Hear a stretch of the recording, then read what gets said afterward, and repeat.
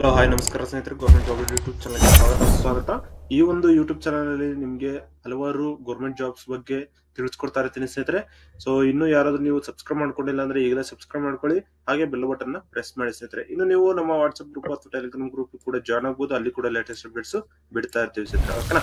So ಇವತ್ತು ನೋಡೋದಾದ್ರೆ EPF ಅಲ್ಲಿ ಕರೆದಿರುವಂತಹ ಪೋಸ್ಟ್ ಬಗ್ಗೆ ತಿಳಿಸೋದಕ್ಕೆ ಬಂದಿದೆ ಸ್ನೇಹಿತರೆ. EPF ರಿಕ್ರೂಟ್ಮೆಂಟ್ 25 ಅಪ್ಲೈ ಆಫ್ಲೈನ್ ಕರೆದಿರೋದು 111 ಪೋಸ್ಟ್ ಗಳು ಕರೆದಿದೆ. AEE JEE and other 3 post, ಓಕೆನಾ. ಸೊ 100ಕ್ಕಿಂತ ಹೆಚ್ಚು ಪೋಸ್ಟ್ ಇದೆ ಆಲ್ ಓವರ್ ಇಂಡಿಯಾದಲ್ಲಿ ಕರೆದಿರುವಂತದ್ದು, ಓಕೆನಾ. ಸೊ ನೋಡಿ, assistant executive engineer, junior engineer post ಗೆ ಕರೆದಿರೋದು. BE BTech ಡಿಪ್ಲೊಮಾ ಆಗಿರುವಂತಹ ಅಭ್ಯರ್ಥಿಗಳು ಅಪ್ಲಿಕೇಶನ್ ಅಪ್ಲೈ ಮಾಡಬಹುದಾಗಿರುತ್ತೆ, ಓಕೆನಾ. ಸೊ ನೋಡೋದಾದ್ರೆ ಇದು ಅಫಿಷಿಯಲ್ ವೆಬ್ಸೈಟ್ EPFindia.gov.in ಅಲ್ಲಿ ಕೂಡ ನೀವು ಅಪ್ಲಿಕೇಶನ್ ಅಪ್ಲೈ ಮಾಡಬಹುದು, ಅಥವಾ ಡೈರೆಕ್ಟ್ ಲಿಂಕ್ ನಾನು ಡಿಸ್ಕ್ರಿಪ್ಷನ್ ಕೊಟ್ಟಿರ್ತೀನಿ, ಚೆಕ್ ಮಾಡ್ಕೊಂಡು ಅಪ್ಲಿಕೇಶನ್ ಅಪ್ಲೈ ಮಾಡ್ಕೊಳಿಸಿದ್ರೆ, ಓಕೆನಾ. ಲಾಸ್ಟ್ ಡೇಟ್ ಬಂದು ಸೆಪ್ಟೆಂಬರ್ 15ನೇ ತಾರೀಕು ಇದೆ ಸ್ನೇಹಿತರೆ. ಸೆಪ್ಟೆಂಬರ್ 15ನೇ ತಾರೀಕು ಒಳಗಡೆ ನೀವು ಅಪ್ಲಿಕೇಶನ್ ಅಪ್ಲೈ ಮಾಡ್ಬೇಕಾಗತ್ತೆ. ಸೊ ನೋಡೋದಾದ್ರೆ ಎಕ್ಸಿಕ್ಯೂಟಿವ್ ಇಂಜಿನಿಯರ್ ಸಿವಿಲ್ ಗೆ 1 ಪೋಸ್ಟ್ ಇದೆ, ಅಸಿಸ್ಟೆಂಟ್ ಎಕ್ಸಿಕ್ಯೂಟಿವ್ ಇಂಜಿನಿಯರ್ ಗೆ 16 post, assistant executive engineer electrical ಗೆ 2 ಪೋಸ್ಟ್, ಜೂನಿಯರ್ ಇಂಜಿನಿಯರ್ ಸಿವಿಲ್ ಗೆ 33 post, assistant audit officer 14 post, auditor ಗೆ 45 ಪೋಸ್ಟ್, ಟೋಟಲ್ 111 ಪೋಸ್ಟ್ ಗಳಿದಾವೆ ಸ್ನೇಹಿತರೆ.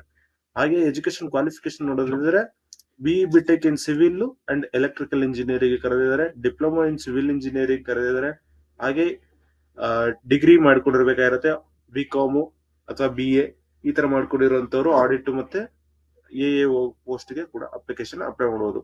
ಸೊ ಸ್ಯಾಲರಿ ಬಂದು ನಿಮ್ಗೆ ಎಕ್ಸಿಕ್ಯೂಟಿವ್ ಇಂಜಿನಿಯರ್ ಗೆ ಪೇ ಲೆವೆಲ್ 11 ಇದೆ, 67,000 ರೂಪಾಯಿಂದ ಹಿಡಿದು 2,08,000 ರೂಪಾಯಿವರೆಗೂ ಇದೆ.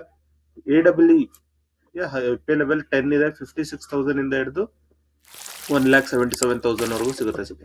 ಜೂನಿಯರ್ ಇಂಜಿನಿಯರ್ ಗೆ 35,000 ರೂಪಾಯಿಂದ ಹಿಡಿದು 1,12,000 ರೂಪಾಯಿವರೆಗೂ ಇದೆ. ಆಡಿಟ್ ಆಫೀಸರ್ ಗೆ 14,000 ರೂಪಾಯಿಂದ ಹಿಡಿದು 1,42,000 ರೂಪಾಯಿವರೆಗೂ ಇದೆ ಸ್ನೇಹಿತರೆ. ಹಾಗೆ ಆಡಿಟರ್ ಗೆ 35,000 ರೂಪಾಯಿಂದ ಇದೆ.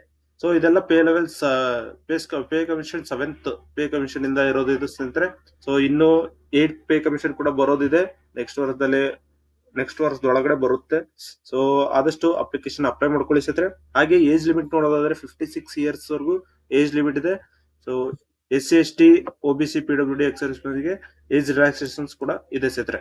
ಸೊ ಸೆಂಟ್ರಲ್ ಗೌರ್ಮೆಂಟ್ ರೂಲ್ಸ್ ಪ್ರಕಾರ, ಓಕೆನಾ. ಇನ್ನು ನೀವು ಇದಕ್ಕೆ ಏನೇನ್ ಡಾಕ್ಯುಮೆಂಟ್ಸ್ ಬೇಕು, ಯಾವ ರೀತಿ ಅಪ್ಲಿಕೇಶನ್ ಮಾಡೋದು ಅಂತ ಹೇಳೋದಾದ್ರೆ, ಸೊ ನಿಮ್ಮ ಕ್ವಾಲಿಫಿಕೇಶನ್ ಸರ್ಟಿಫಿಕೇಟ್ಸ್ ಬೇಕಾಗಿರುತ್ತೆ, ಅಂದ್ರೆ ಮಾರ್ಕ್ಸ್ ಕಾರ್ಡ್ಸ್ ಅಥವಾ ನಿಮ್ಮ ಡಿಗ್ರಿ ಸರ್ಟಿಫಿಕೇಟ್ಸ್ ಬೇಕಾಗಿರುತ್ತೆ, ಹಾಗೆ ಎಕ್ಸ್ಪೀರಿಯನ್ಸ್ ಸರ್ಟಿಫಿಕೇಟ್ಸ್ ಬೇಕಾಗಿರುತ್ತೆ, ಮತ್ತೆ ಏಜ್ ಲಿಮಿಟ್, ಮತ್ತೆ ID proof, caste income certificates, ಈ ರೀತಿ ಹಲವಾರು ಏನ್ ಡಾಕ್ಯುಮೆಂಟ್ಸ್ ಇದೆ ಅದೆಲ್ಲ ನೀವು ಇಟ್ಕೊಂಡು application apply ಮಾಡಬೇಕಾಗಿರುತ್ತೆ.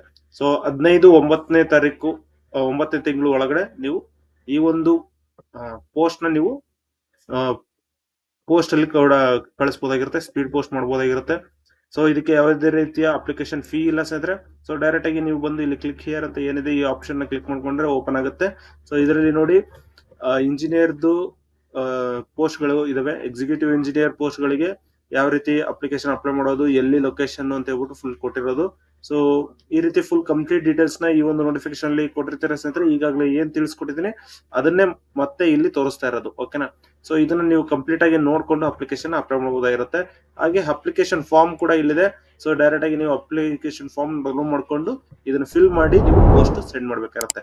So post applied for ಅಂತ ಏನಿದೆ ಈ ಜಾಗದಲ್ಲಿ ನೀವು ಯಾವ ಪೋಸ್ಟ್ ಅಪ್ಲೈ ಮಾಡ್ತಾ ಇದ್ದೀರಾ ಅದನ್ನ ಹೆಸರನ್ನ ಬರಿಬೇಕಾಗಿರುತ್ತೆ.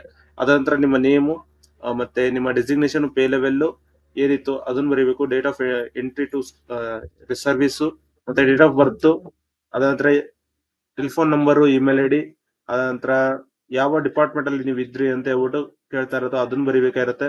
ಸೊ ಇದು ಆಲ್ರೆಡಿ ಕೆಲಸ ಮಾಡ್ತಾ ಇರುವಂತಹ ಅಭ್ಯರ್ಥಿಗಳಿಗೆ ಆಗಿರುತ್ತೆ. ಸೆಂಟ್ರಲ್ ಗೌರ್ಮೆಂಟ್ ಅಥವಾ ಸ್ಟೇಟ್ ಗೌರ್ಮೆಂಟ್ ಅಲ್ಲಿ ಮಿನಿಸ್ಟ್ರಿ ಆಫ್ ಡಿಫೆನ್ಸ್ ಅಥವಾ ಯಾವುದೇ ಒಂದು ಡಿಪಾರ್ಟ್ಮೆಂಟ್, ಗೌರ್ಮೆಂಟ್ ಡಿಪಾರ್ಟ್ಮೆಂಟ್ ಅಲ್ಲಿ ನೀವು ಕೆಲಸ ಮಾಡ್ತಾ ಇದ್ರೆ ಆ ಒಂದು ಅಭ್ಯರ್ಥಿಗಳು ಇದಕ್ಕೆ ಅಪ್ಲಿಕೇಶನ್ ಅಪ್ಲೈ ಮಾಡಬಹುದು. ರಿಟೈರ್ಡ್ ಆದವರು ಕೂಡ ಇದಕ್ಕೆ ಅಪ್ಲಿಕೇಶನ್ ಅಪ್ಲೈ ಮಾಡಬಹುದಾಗಿರುತ್ತೆ. ಸೊ ರಿಟೈರ್ಮೆಂಟ್ ತಗೊಂಡಿರೋಂಥವ್ರು ಕೂಡ ಅಪ್ಲಿಕೇಶನ್ ಅಪ್ಲೈ ಮಾಡಬಹುದು. ಎಜುಕೇಶನ್ ಕ್ವಾಲಿಫಿಕೇಶನ್ ಇಟ್ಕೊಂಡು ಯಾವ್ದು ಎಜುಕೇಶನ್ ಕ್ವಾಲಿಫಿಕೇಶನ್ ಫಸ್ಟ್ ಆಗಿದೆ ಅದನ್ನ ನೀವು ಹೈಯೆಸ್ಟ್ ಇರೋದನ್ನ ಬರೀಬೇಕಾಗಿರುತ್ತೆ.